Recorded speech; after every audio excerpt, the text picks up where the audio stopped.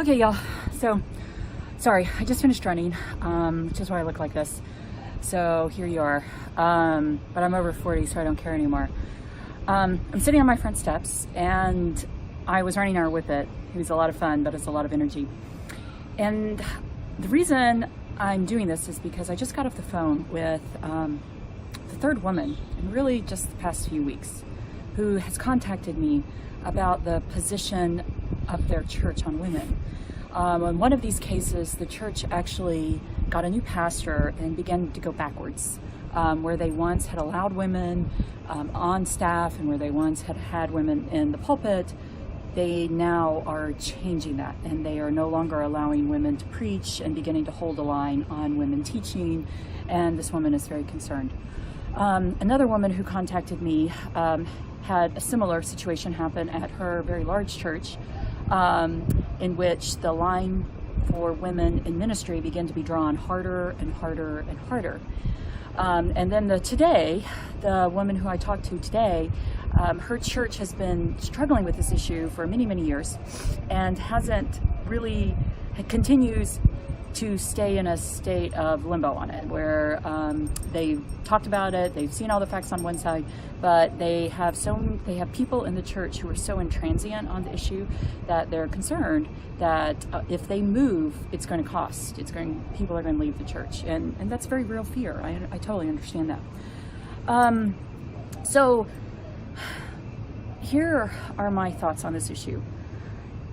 What's interesting to me is that we are at a place right now where so much research has come out, about the New Testament, where we have so much history that clearly verifies that women had a very important role in the early church. I mean, you just have to look at Romans 16. We also totally understand the role played by Bible translations. And we know that certain Bible translations, like the ESV, change the way you read scripture about women, and that's just really all there is to it. There is an agenda behind those. Every Bible translation has some sort of an agenda behind it. You just need to know what it is, and you just have to be aware of it. And I recommend using multiple Bible translations if you don't read the original languages, which most of us don't. So it's always good to check and to be aware and to know why certain translations were made. As a historian, I find it fascinating why certain texts read certain ways, and so I actually use multiple texts all the time. I still carry a KJV with me, a 1611 KJV, which is actually very different from the modern KJV. But anyway, I digress. So let's get back to women. So we are at a place where there is so much. I mean, it's been a bit since Scott McKnight published the Blue Parakeet, and the research that has continued to come out shows us that the Paul's text on women have to be read within their context, and that they cannot be applied universally against women. They just simply cannot. I mean, the evidence is so overwhelming on that. And so there has to be another reason why women are being kept out of the church.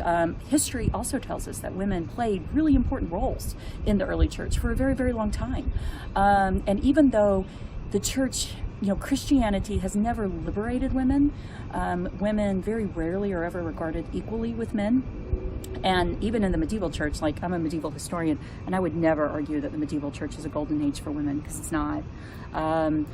But what I can tell you, and one of my favorite books that talks about patriarchy is actually of my doctoral mentor, and she has this really great line where she says, patriarchy may be everywhere, but patriarchy is not everywhere the same. And this is the thing that just makes me think, every generation, every century comes up with a new reason to keep women out of the church. And this, to me, is highly suspect, because it seems to me that if we keep trying to invent different things, it's not the same. Different reasons why women shouldn't be. I mean, there's a little bit of continuity with the Pauline text, but, we can talk about that another day. But the church cannot hold a consistent line on this, because it's not driven by the Bible. It's driven by our culture.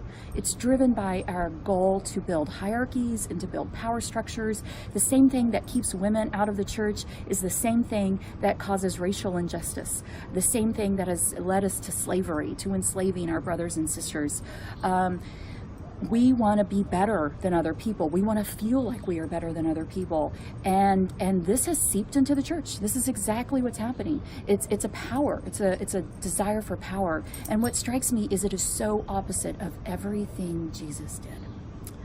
So I want you to think about that. Think about it. And this Wednesday, I'm publishing a new blog. And it's going to be on, I'm going to tackle the male disciples and why Jesus chose 12. And I'm also going to throw in some medieval text for that. So stay tuned, and I hope you're thinking. So thanks. Bye-bye.